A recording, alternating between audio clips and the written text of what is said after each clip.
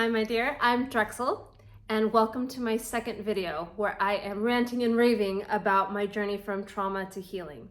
See, 3 years ago, right before the pandemic, my husband David started going through some healing work. I'll let him talk about in a future time.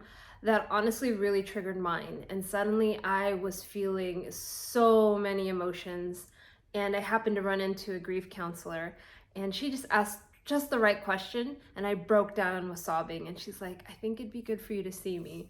And I did grief counseling for a few months, and with a counselor who was fantastic. I love her. Feel free to message me if you want a recommendation. But she opened up this world for me. And so this video is going to be about a key thing I've had to learn for me, was that feeling my feelings, that it's good to feel my feelings, that I have good and healthy feelings, that I need to feel them to heal them. And I had heard that phrase and thought about it before and worked on it, but this really unpacked it, because this came up with a lot of old origin childhood wounds, things I've never let myself feel because I just let myself work through them whenever I'm emotional. I would think of times when as a kid I was made fun of for being over emotional. I was nicknamed an OA, which is overactor. And so I really tried to shut those down.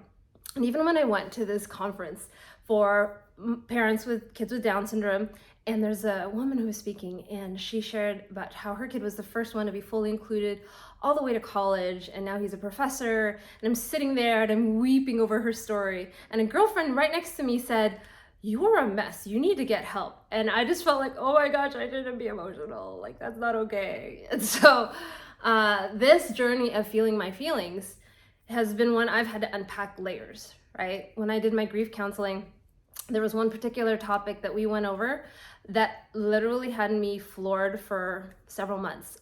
For a month, I couldn't stop crying every day. I stopped working. I developed anxiety attacks driving for several years. And I learned all of that was because I was so ashamed of my emotions. When I drove and I was starting to feel emotional, I was getting anxious, so I shouldn't feel that way. And I think that was something I had to really work through. And it's this feeling, and I don't know if it's being from an immigrant family, firstborn generation in America. Maybe the Asian culture, we don't tap into our feelings so much. We're very hardworking. We love by doing.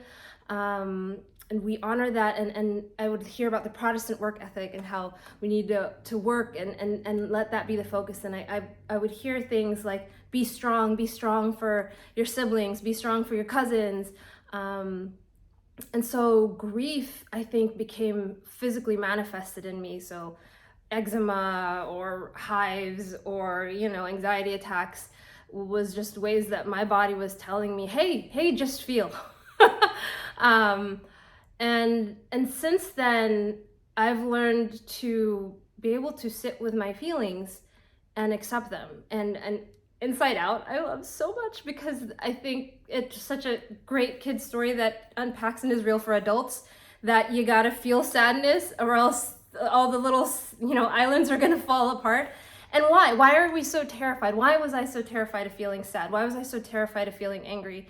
And from recent losses I've experienced, because of having people in my life that fed that I can feel, that these are good and healthy feelings. When I face significant loss, I've been able to get on the floor, rage, cry, grieve to that point where you think you're gonna die, And then afterwards you're like, oh, that felt good. I felt good. Like, I needed to really cry that out. And when I got it all out of my system, it was way out of my system. So things that I used to just break down or avoid or not want to talk about, like, I can now. I can slowly but surely, because I've felt my feelings. And at first it took months, years to really let myself feel exactly what I needed to feel. But now I have to affirm myself every day. I feel exactly what I need to feel. I have good and healthy feelings. God gave me these feelings. God designed me to have these feelings. And so it's okay to feel them. So example, recently, nightly has been having seizures again. And it's really triggered a lot of feelings. There's still grief there. And whenever something else happens to Nightly, my son has Down syndrome. He's labeled nonverbal because he has apraxia. He has epilepsy. He has ADHD this year, was diagnosed. I just saw his neurologist this morning. We were able to come in. And he's saying most likely these are tics. Maybe he has a tic disorder, but they're seizures that we need to measure through an EEG. And when one more thing happens to Nightly, my first instinct, and this is probably my flesh self, whatever, it says to God, seriously, God, one more thing. And I rage, I get angry at God, and then I grieve, and then I'm sad. And then when I'm down on that floor, I feel God pick me up and love me and comfort me and say, I see the pain. I'm okay with your pain. I'm here with your pain. This is okay. That was a breakthrough for me to know that I can rage to God. I can be angry. I can cry and scream and fight and go, what the fuck? When things seem so unfair.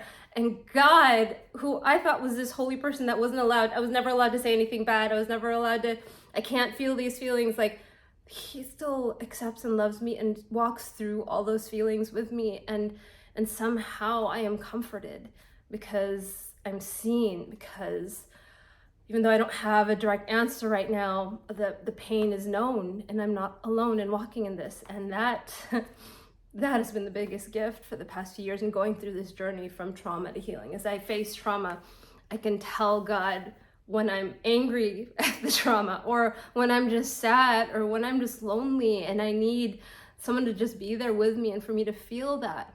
And I think there's something in that bottom of the pit. Like, I was talking with a friend of mine, a pastor, who I deeply respect, and he told me, I don't think we find God at the top. I think we find him at the bottom. And I can attest to that. Like, my lowest points, that's where I found God. And that's where I found someone who's always faithful, who always is there, And I've learned God differently than what I grew up believing God to be. And he's so much better than that. And I'm unpacking and discovering that. So while I'm waiting for medical tests and results, while I'm freaking out about whether these seizures are destroying more of Nightly's brain cells, and I get angry because I think, God, you've already given him so many developmental challenges, and he's already at the bottom 1%, cognitively and academically. Like, what are you going to take away from him? Like, I can sit there through those feelings, and then he just sits and listens. God, that is such a gift. And I get to feel that. And what I love about being able to feel that is then I can also feel the highs. I can feel the lowest lows. I can feel the highest highs, because that broad spectrum rainbow of human experience of emotion is beautiful, all of it. So I can be so sad about his seizures, but I could also rejoice over his accomplishments, or over the wins that we have with him, A few months ago, we had his triennial IEP, and I had this huge binder of like 100 pages given to me of everything he was doing behind, and a list of new behaviors I had not known he'd been struggling with and doing at school. Eating out of the trash or touching himself because he's discovered he has genitals. It was stuff that brought up so much shame and pain for me, and I had to sit through those feelings and feel them, process them appropriately, and that was really hard. And then we just had a recent IEP, which was honestly the best one I've ever had. Like, an IEP is an individualized education plan. It's a meeting where you meet with all of your kids who has a disabilities, all the teachers, therapists, educational professionals that work with him. And so usually we have about 12 that we meet with on an annual basis, at least. Sometimes it's 5 to 6 times. But, in the past, I've had some really traumatic ones where I've heard some really horrible things told to me. But this one, I sat in this room and every single person cared, and every single person was engaged and wanted to support Nightly and was open, and they didn't see him as a burden. And it was such a magnificent, marvelous thing. And, I can celebrate that because I want to just sit with that and just be grateful. So I get to feel that high and that low. And I am so thankful to be able to feel my feelings, to see that as something I was designed to do, to be free to do, and to grow and someday use and hone. And I don't know, it doesn't even have to have a purpose. There's just something beautiful in being and feeling.